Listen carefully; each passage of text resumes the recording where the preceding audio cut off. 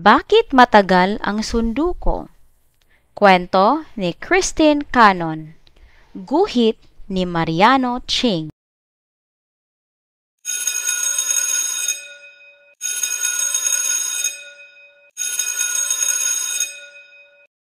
Ay, salamat! Tapos na ang klase. Pwede na kaming umuwi.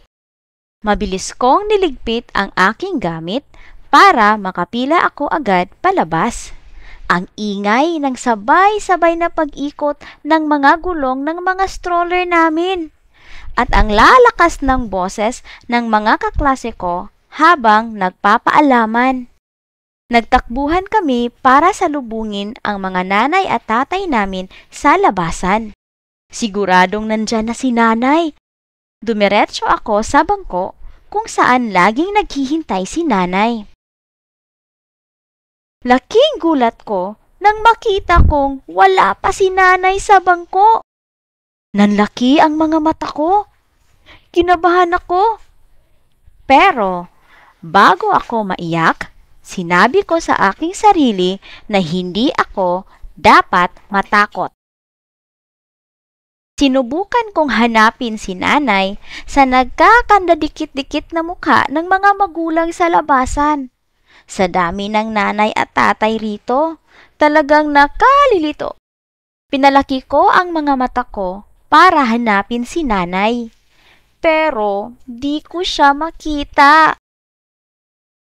Wala akong nagawa kundi umupo sa bangko katabi ng aking bag at baunan. Unti-unting nabawasan ang mga batang naghihintay at mga magulang na sumusundo. Ilang kaklase ko na at kanilang mga stroller ang dumaan. Pero wala pa rin si nanay. Lahat ng bata ay nasundo na, maliban sa akin.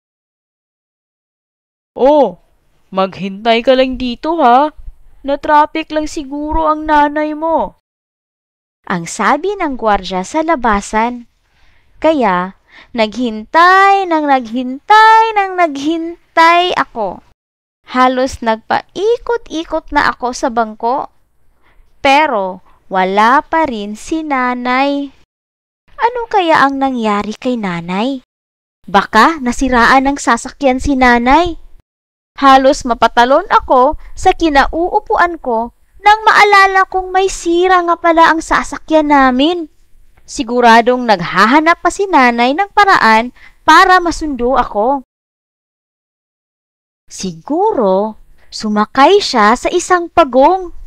Maliit at mabagal ang hakbang nito, kaya ang tagal-tagal bago ako masundo.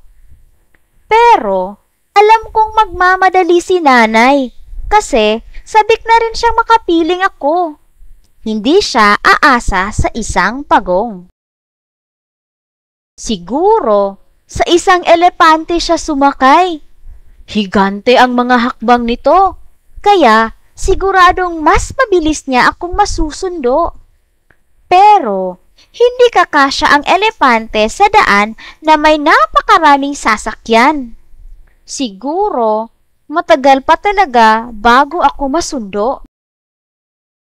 Siguro, isang agila ang kinaibigan ni nanay. Mabilis silang makalilipad para masundo ako. Pero, di kaya lalong magtagal si nanay sa paghahanap sa akin? Masyadong mataas ang lipad ng agila. Puro ulap, building at tuktok ng puno lang ang makikita niya. Di niya matatanaw ang aking pagkaway. Siguro, nakipagsabayan si nanay sa mga unggoy na naglalambitin mula sa isang puno papunta sa isa pa. Ay, sandali lang! Ay, nandito na siya! Pero, oras na sa puno ng saging sila kumapit, hindi na ipagpapatuloy ng mga unggoy ang pagsabit-sabit. Siguradong matatagalan si nanay sa pagdating. Siguro, naisip ni nanay na makiangkas sa likod ng isang balyena. Sisisid sila sa malalim na dagat hanggang ako'y marating. Pero, Sa gitna ng karagatan matatagpuan ang balyena at di nito kayang lumangoy sa mababaw na baybayin.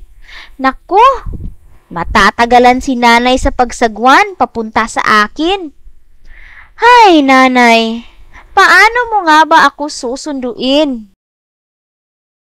Napagod ako sa kaiisip. Isang malalim na buntong hininga, sabay nga lumbaba ang tangi kong nagawa. Lalong napakunot ang noo ko sa aking mga naisip. Siguro, nalimutan na ako ni nanay. Siguro, di na niya ako mahal. Siguro, napagod na siya sa pagsundo sa akin araw-araw. Siguro, hindi ko na napigilan ang pagluha ko. Sumikip ang aking dibdib. Hindi ako makahinga. Itinago ko na lamang ang nalugi kong mukha sa aking mga kamay. Nang biglang, Nanay! Buti dumating ka! Akala ko nilimot mo na ako. Maari ba kitang makalimutan? Ikaw ang pinakamahalaga sa akin. Ang amo ni nanay sabay yakap sa akin. Nasiraan ka ba ng sasakyan, nanay? Hindi, na-traffic lamang ako sa highway. Napawi ang lungkot at luha ko at napalitan ng ginhawa at tuwa. Tama nga pala ang gwardya, na-traffic lang si nanay.